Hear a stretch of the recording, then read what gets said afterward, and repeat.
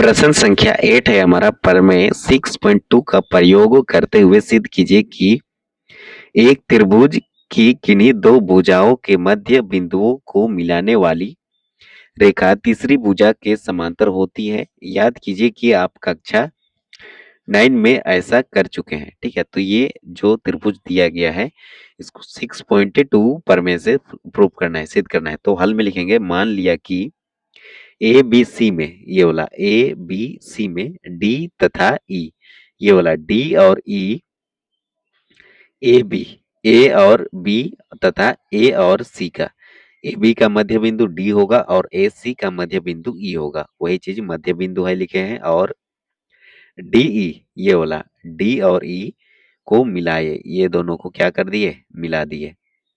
अब हमें सिद्ध क्या करना है, सिद्ध करना है ये वाला डी ई, ये वाला डी ई समांतर किसके है, बी और सी के। ये चीज हमें प्रूव करना है।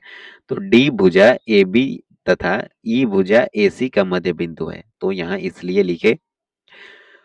और डी जो है ए बी का मध्य बिंदु है और ई जो है ए सी का मध्य बिंदु है। अब ये होगा A D equal to D B, ये वाला ए डी का जो डिस्टेंस होगा वही डिस्टेंस होगा डी बी का, और ए ई का जो डिस्टेंस होगा वही डिस्टेंस होगा ई और सी का।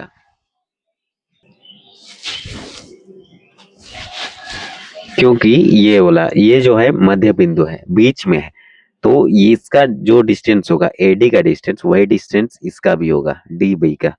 वही चीज को लिखे हैं A D equal to D B और ए ई इक्वल टू ई सी। तो ए डी लिखे, अब यहाँ पर थेल्स प्रमेय अप्लाई होगा, तो ए डी लिखे, ये वाला ए डी डिवाइड में डी बी होगा इक्वल टू, या फिर इसको ए डी डिवाइड में डी बी लिखे। अब देखो ए डी का जो डिस्टेंस होगा वही डिस्टेंस डी बी का होगा, तो ए डी की जगह पे हम लिखेंगे ऊपर में टी बी और ये डी बी रहेगा, तो इससे ये कैंसिल, 1 मिला।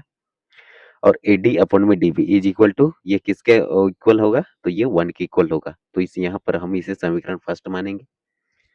अब सेम वही मेथड से इधर भी सॉल्व करेंगे, ए ई डिवाइड में ई सी, और ई सी ए ई के जगह पे हम ई सी लिख सकते हैं। ठीक है, तो ई सी अपॉन ई सी, तो इससे कैंसिल होगा, तो ये भी 1 मिलेगा, तो ये भी 1 के इक्वल होगा।